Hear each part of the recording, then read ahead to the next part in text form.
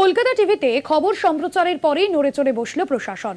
ফলক বসেছে বানারহাটে তৈরি হওয়া নতুন নিকাশি নালার। একই সঙ্গে ভেঙে যাওয়া অংশে শুরু হয়েছে কাজ। ঘটনায় কলকাতা টিভিকে সাধুবাদ স্থানীয়দের। নালা তৈরি নিয়ে বিতর্কের সূত্রপাত। ছিল না সরকারি কাজের ফলক। নিম্নমানের সামগ্রী দিয়ে নালা তৈরির অভিযোগ স্থানীয় বিজেপি নেতার। পাল্টা কাজে বাধা দেওয়ার অভিযোগে বিজেপি নেতার নামে এফআইআর দায়ের করে তৃণমূল। ঘটনার জেরে ক্ষোভে ফেটে পড়েন স্থানীয়রা।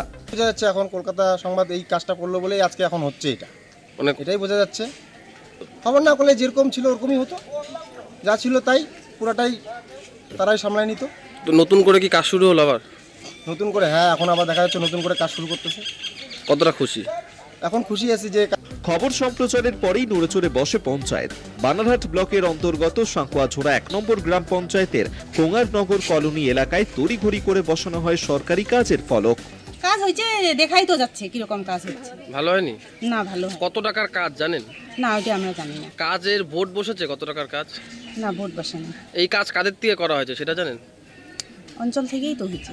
স্থানীয়দের অভিযোগ, নিয়মের তোয়াক্কা না করেই পঞ্চায়েত উপপ্রধানের মদতে নিম্নমানের সামগ্রী ব্যবহার করেই তৈরি হয়েছিল এলাকার একমাত্র নিকাশি নালা। কাজে গাফিলতি থাকার কারণে তৈরির 1 সপ্তাহের মধ্যেই নালার একাংশ ভেঙে যায়।